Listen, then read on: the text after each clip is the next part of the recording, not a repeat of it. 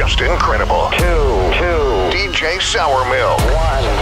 Liftoff. We have a liftoff. The funny thing is, we have two cats, and she wouldn't even let them out the room to go get. I was like, babe, that's what they're here for. Let him do his job. Like, that's what he's been waiting for, a chance to prove himself, you know, or he just wanted to, you know, you're taking that away from him, you know. But anyway, so she locks the cats in the room. She doesn't want to go out the room. She doesn't even want to be in the house. I'm working on this music, you know, we're mixing. So Alex goes all the way back down to the crib. Like I said, we live in Playa, and I'm in Hollywood. So he drives all the way down and somehow manages to catch the mouse. Somehow just like he just came in and just handled it. How the hell did you? Yeah, what nationality are you? I'm Mexican. Bro, listen, you know, I figured, listen, let me tell you something, You want bro. it done? Wait. Hire a Mexican. Yo, that's real. Listen, when I was younger, and You tell Trump we said that. Yo, listen, I swear on everything, bro. My dad and my uncle were playing, and this is going to sound crazy and probably mad disrespectful, but they were playing soccer with a rat. There was a rat in the house, and they were kicking it against the wall, bro. No. And I was like, you know, they're Mexican. I was like, you got to be Mexican if you caught it. Did you caught it with your bare hand? No. Oh, okay. That would have been a little more impressive. Yeah, he just walks in. He's like, yeah. Yo, and speaking of Mexicans, man, I want to like praise you that you embrace that so much, man, because I feel like a lot of people would run from that, even like using the name Miguel as your artist name. You know what I'm saying? Yeah. Like people would be like, because there's not many successful Mexican artists, you know, American. You know what I'm saying? If that makes sense. No, it's real. But it's true. So I want to big you up on that. I appreciate it. The crazy thing is that the more and more, like, the world is only getting small. Like, our ability to travel and all of that. Like, brown people are the future. Yeah. The more and more we travel and really start, you know, really connecting and communicating with each other, the more that there's going to be more interracial relationships. It's happening at a faster pace, exponentially, as we continue through our time, whatever. So in the next 50 years, the majority of the population is going to be brown in general. You know what I mean? So I'm more repping for diversity, and I'm so proud to be Black and Latino. I rep for both. You know what I mean? I think if anything, it's just about diversity. Was there ever like a part of you that was like, damn, maybe I should change my name, like your artist name, or did you always never a question? That's dope. Never a question. That's dope. It's always really been like, dope. that's my name. Yeah. That's dope. Yeah. Super dope. Yeah. With the title of the album, War and Leisure, how much of that is influenced by everything going on, man? It's, you know, it really is. Because that name resonates with me. Like, as soon as I read that, it's actually it has to do with the mouse. Right. It goes back to the mouse story. Yo, I didn't get to show you though. I didn't get to show you. I'm gonna answer the question. I didn't get to show you, but she sent this picture. She's like, "This is who Alex caught." And I was like, "No, he caught Speedy's cousin slowly." I was like, "That's Speedy Gonzalez. He caught slowly." Gonzalez? Yeah, I'm sick. Anyway, Slowly Gonzalez.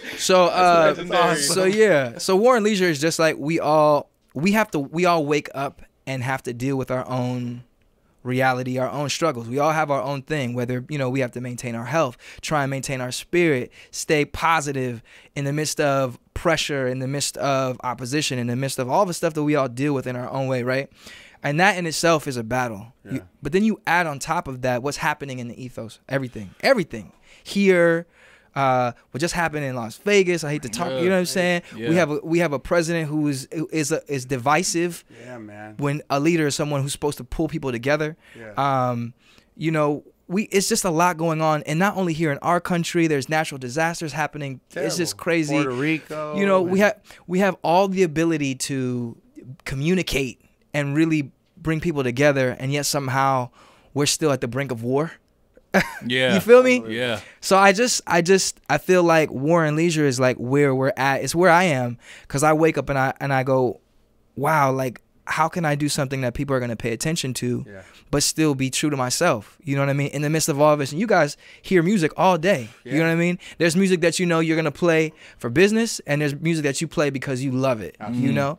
And that in itself is crazy. We're all battling. We all have this thing, but we're trying to stay positive. And I think that's just where I feel like we are. War and Leisure is a reminder to me when I'm 50, 60, if I, you know, we make it that far, 80, 100, I hope, whatever, that I could look back and be like, man, I remember that time, and I wanted to create something that talked about what was happening here. But at the same time, it's real, because I wanna have fun too. I wanna party. I wanna, you know, laugh and be joyous, but I still have to acknowledge and recognize what else is happening. You feel me? So that's just kind of where the whole album and the mind process is at. Yeah. Would you have a conversation with Trump if the opportunity came up? You know, I'm not a politician. I don't have anything to talk to him about. You know what I mean? I don't feel like we share values at all. And so because I'm not a politician and I don't really speak that language, I'm gonna stick to what I make music. Yeah. If he was someone that we shared some kind of value system, or I felt like there was a reason to talk, then yeah, but I'm not that person. There are other people that are better suited that should talk to him. I don't think I'm best suited for that. The way he acts sometimes, though, I don't know. You know, but I do feel like someone like yourself could enlighten him, and the way that your music. No, I mean, could is different, but like, you know, he doesn't respect someone like me. You feel me? You have to. Again, it's frequency. You could explain something real and right to someone. If they don't want to see it for themselves, or they're just not even in that place to see it, it doesn't matter. So I'll be wasting mine and his time. You know what I'm saying? At this point, it's like, we don't got time to waste. The frequencies ain't lining up. No. And I mean, listen, I'm saying that humbly. I'm just saying as a person, and not remove him. I'm just saying anybody. In general. You know? It's like, you may have like a good friend. You're like, on Instagram about this the other day. It's you like know? You got people. We all had that friend. We have that friend that's like, yo, I love you and I really want the best for you, but you just can't even. Bro. Yeah, you can't even see it for yourself. I'm trying to tell you that this is what it is, but you're not. So that's kind of definitely. No, but I mean, no disrespect. No disrespect. Listen, all disrespect to him. No, he's a piece of shit. I mean, if we're being completely honest. We'll let him say it. Yeah. Like yo, you know, I catch myself like, yo, this dude's a fucking asshole. It's hard. It's crazy tough. Shit. He does some crazy shit. Yeah, but the best thing about it is making us pay attention. And I feel like in a weird way, we're starting to really come together. Unify. Yeah. That's the weird thing about this. So I can't even be mad. Yeah. I can't be mad. Yeah. You know, sometimes you really have to hit the very bottom before you can see it for yourself to go, okay, we got to do it differently. Yeah. And so I really hope this is the bottom, because I don't know how much further. You know? Yeah, if we go any further, we're gonna be in fucking hell, man. Straight up. Like, for real. Take us behind the creation of the new hit song Skywalker. You know what?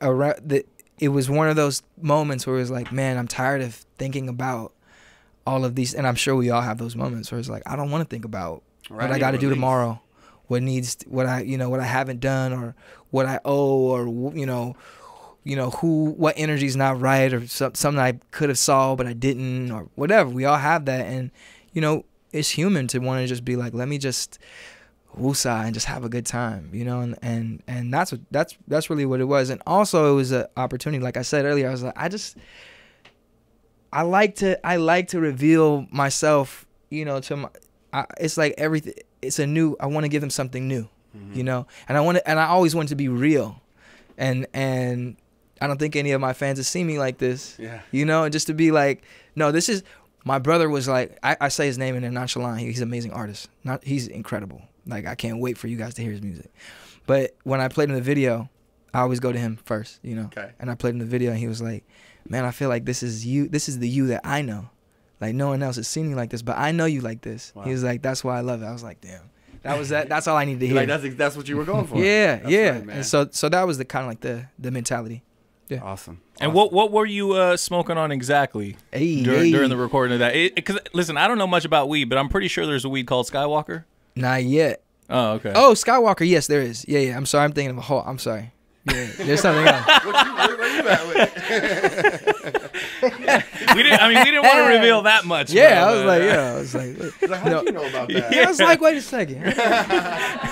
No, is there a weed? There's preference? definitely a weed called Skywalker. But is there a preference for you as far when it comes to weed? It depends on what I want. I actually prefer indicas. Before it was straight sativa, but I'm an indica head now. It's a different effect on you. Yeah, indica for me is like, I think because I built my tolerance enough to be able to handle the heavier weed, I enjoy like the body high, but I'm not gonna pass out. You know what I'm saying? That's the worst. So you're like, yo, I want to like smoke and be here and like have fun and laugh with you, but homie, I'm about to pass out. Like, I can't even, this shit is heavy. Are you just stuck? You can't even move. Right. That's not. That doesn't sound never funny. sexy. It's not sexy. That doesn't sound funny. It's sexy. Yo. Yeah. So wait, which one's the stronger one, indica or sativa? So indica is gonna be heavier. Okay. That's gonna be heavier on the body.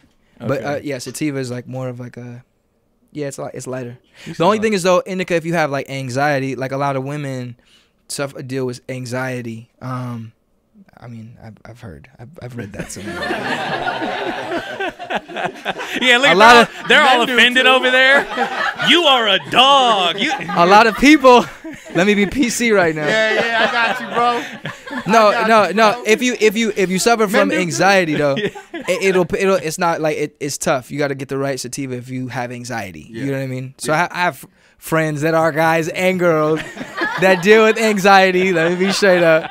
Cam Newton's on line 3. Yeah. Too soon. All right. That's too soon. Miguel bro. is the next headline, like Miguel is a sexist dude. Like, Hey, listen, as long as they say that you said it here first, we're okay with that. You know what I'm saying? That's totally fine. you heard it on LA Leaguers. Miguel is a sexist. Yo, now Oh my listen, God. you're a pretty fashion forward guy, pretty stylish guy. Yeah. Has there ever been a trend that you tried to push that you look back now and you're just like, what was I doing? Like, Oh my goodness. And I've never been a trendy person. I've always been about style. And but there's things so I'm very like, I'll do something because I'm fearless. I don't care if I like it. If I fucks with it, I don't care. You can't tell me anything. You know. But there's been times where I've just done some shit. I've been go like, over well. I wish I could go back and just be like, bro, take it off, bro. Nah. Try again. Go back home and try again. Is there something that stands out though? Like no, there's something the we can get a early time period. So there's just a lot going on. R&B was just like kind of pigeonholed as a certain thing. A lot of people forget like there was no guitar in R&B on radio anywhere. When All I Want Is You and Quickie and Girls Like You and all of that, like I had a chance to help change a little bit of and it was on radio. So I was wanting to really push this whole like alternative thing, and so I was going hard in every way. It was like music, fashion, all kind of, and I look back and I'm like, bro, I know your heart was in the right place, bro, but yeah, you're not looking, not your strongest looks. It's funny. I'm not even gonna say a specific, it's just a time period. Google exists and those images are somewhere on the internet, unfortunately. But I'm glad we grew out of it. We here though. New album is on the way. Couldn't be more happy for you, bruh. Your fans are extremely excited. Any producers you're working with on this project? Still, it's a lot of the same. Like a lot of my friends, Salam, Happy Perez, Steve Mostyn, who I met through Pop and Oak, who I've worked with. Those are friends of mine, but we met through them. It's mostly my friends. Nice. That's dope. That's dope. Is it crazy working with someone like Salam, someone who has like so much history? He's like master Jedi, straight up. And the crazy thing is, like, I mean, the general public, I feel like not a lot of people really know or familiar in the industry though. He's he's a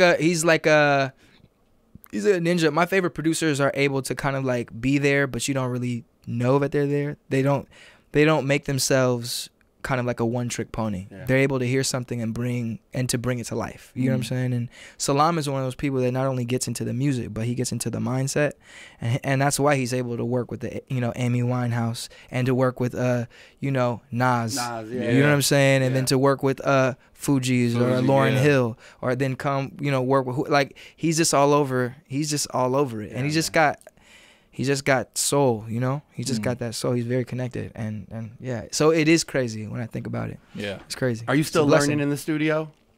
Man, I'll tell you something Pharrell told me. He said, just stay curious. Just always stay curious. There's always something to learn. I asked him, I said, how have you been able to just like keep going. Like, how, like, where is it coming from? Right. Because it's not always easy, you know? And he's like, man, when I realized that, you know, there's always something to learn and just stay curious, that shit changes everything. Because otherwise, like, our ego will tell us that we know it all. And that's who I was. I've always been, I've had to fight that part of myself. But you need that as an artist. You need it to have the resolve to, like, no, I believe in this. You have to have a certain amount of that, you know? But everything in balance. And so that's one thing. If you have too much of it, you start to lose there's no fun in it no more because you think you know it all. So but then you start doing the same thing over and over again, and then people get tired of it, of course, because it's like it's the same thing. Like, all right, give me something new, give me something fresh. Like, what else can you do? So, and then you lose inspiration because you're not absorbing anything because you think you know it all. So yeah, that I think that's what it is, just staying curious. Yeah. So Pharrell told you that while working on the new album. So Pharrell's on the new album. You got that here first. The LA Leakers exclusive. You heard it here first. Miguel, we can talk to you all day, all night, man. Thank you for real, for the energy, it's my pleasure, for the music, and for your time tonight. Yeah, it's my pleasure. Much continued success and blessings. Yeah, I want to come back and kick it, man. Yeah, when the album drops. When it's time, I want to play music for you first here, though. I want to play some. That'd be amazing, man. We should do that. We should do something fun. I don't know. I'll let you guys, you know. Like a talk about it. Let you guys talk about it. We'll figure out something fun. Yeah. All right. Miguel, thank you, man. Thank you. Power 106, LA Leakers, #1 for hip hop. Yeah.